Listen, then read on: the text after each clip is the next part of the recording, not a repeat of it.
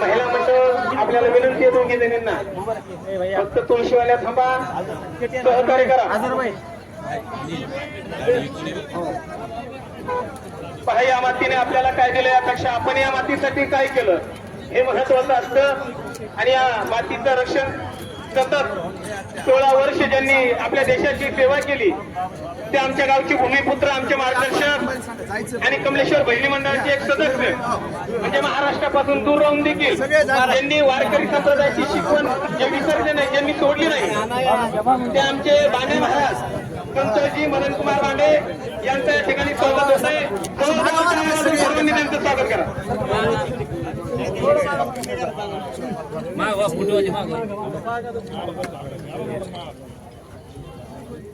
काय कुणाचा फोटो येऊ देत नाही.